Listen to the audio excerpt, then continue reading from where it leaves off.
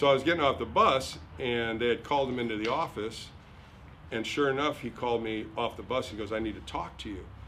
And I didn't know what it was about, and he said, "You're going to the big leagues." Well, that's the biggest, day of your life when you get called up. So sure enough, called my parents. My parents flew in from Ohio, and I got a start against the Montreal Expos on Wednesday.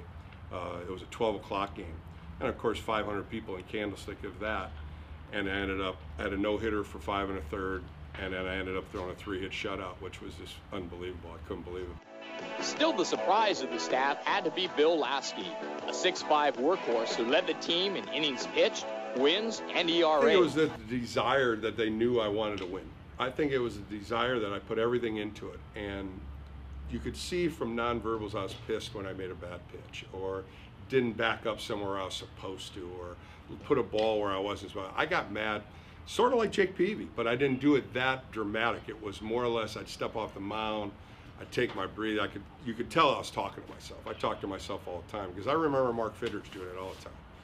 And I was a big Tiger fan growing up, and I was like, I'm not that bad.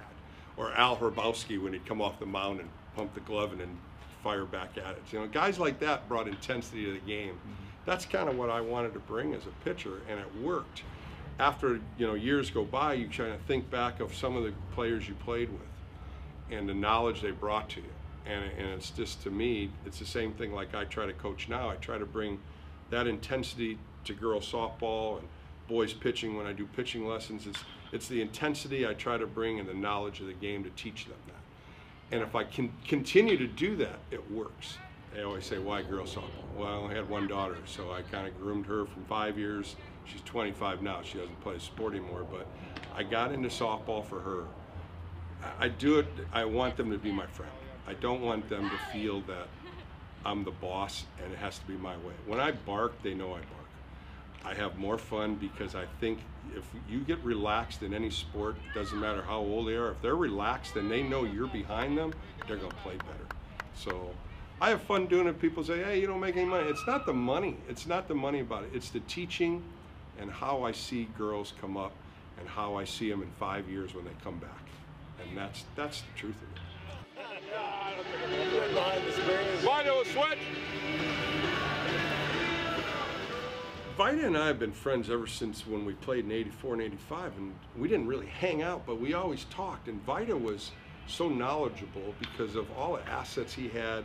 So as we brought in our analysis and how we got picked up, we do functions for the Giants, and Ted Griggs saw us one time and saw us joking around, kidding around, and more or less just said, did you guys ever do TV before? And we said no, and then we did it, and it just clicked. And everybody says the chemistry we have, we literally, in our minds, we're just talking to each other.